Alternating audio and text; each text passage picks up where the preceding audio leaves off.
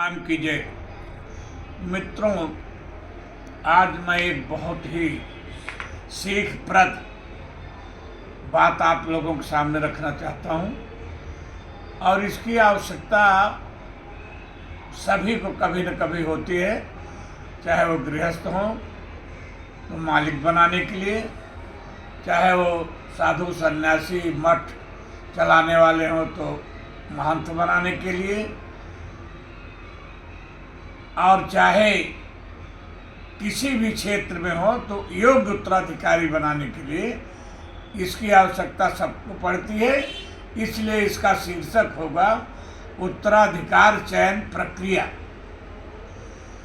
एक बार एक संत को अपने उत्तराधिकारी के चयन की बात सूझी और वो लगातार कई दिन तक इस झमेले में पड़े रहे कि उत्तराधिकार के चयन की क्या प्रक्रिया अपनाएं, क्या योग्यता रखें, मानक क्या बनाएं, कैसे योग्य शिष्य की पहचान करें कि उसको उत्तराधिकारी घोषित करने से हमारा ये आश्रम, हमारा ये मठ आगे बढ़ेगा।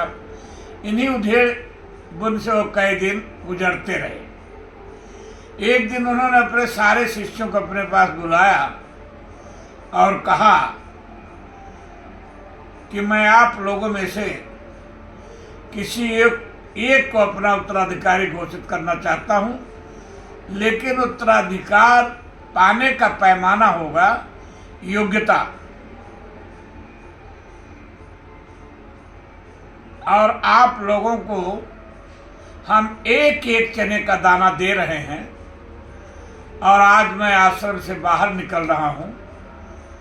साल 2 साल के बाद आऊँगा या जब भी आऊँगा तो आप लोगों से यह दाना मांगूंगा।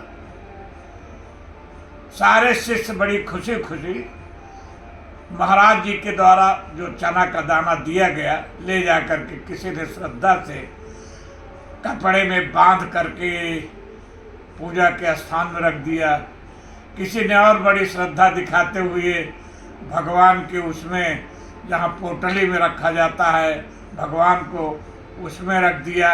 इसी तरीके से सब शिष्यों ने अपने अपने ढंग से चने के उस दाने को रखा।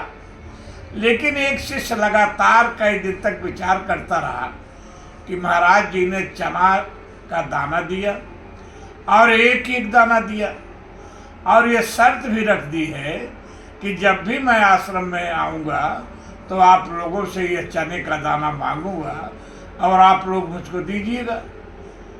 ये सोचते सोचते उस निष्कर्ष पर पहुंचा कि इसको जमीन में बो दिया जाए। तो एक चने का दाना जमीन में बो दिया, उससे कई चने के दाने पैदा हुए, फिर जो पैदा हुए फिर जमीन में बो दिया, उससे लगभग किलो भर चना पैदा हुआ, फिर किलो भर चना बो दिया तो कुंतल भर पैदा हुआ, फिर कुंतल भर बो दिया तो कई कुंतल पैदा हुआ। इसलिए वो क्रमवत चना बोता गया, जो जो एक दाने से आता गया और चने की मात्रा बढ़ती गई। एक दिन सहसा एकाएक आश्रम में गुरुजी पधारे और सारे शिष्यों को बुला करके कहा कि आप लोगों को हमने एक एक चने का दाना दिया था, उसको ला के हमें लौटाइए। कोई शिष्य कह रहा था महाराज घुन गया, कोई शिष्य कह रहा था बड़ी जतन से रखा था महाराज लेकिन सड़ गया। मतलब इसी तरीके से हर शिष्यों ने कहा कि वो चने का दाना अब लौटाने लायक नहीं है। इतने में वह शिष्य कई कुंटल चना ला के गुरु जी के चरणों में बिखेर दिया और कहा गुरुजी यही एक दाना से, आपके द्वारा दिए गए एक दाने से इतना दाना चना का बना है। और गुरुजी ने उसी योग्य शिष्य को अपना अधिकारी घोषित कर दिया। इससे यह सीखना चाहिए मित्रों कि हमेशा हमें घर का मालिक बनाते हुए, संस्था का प्रमुख बनाते हुए, क्षेत्र का मालिकाना हक देते हुए हमें इन्हीं सब चीज़ों से युक्तियों के सहारे अगर हम चलें तो हमारे देश का, हमारे क्षेत्र का लगातार विकास होता जाएगा। बहुत बहुत धन्यवाद। जय हिंद, जय भारत।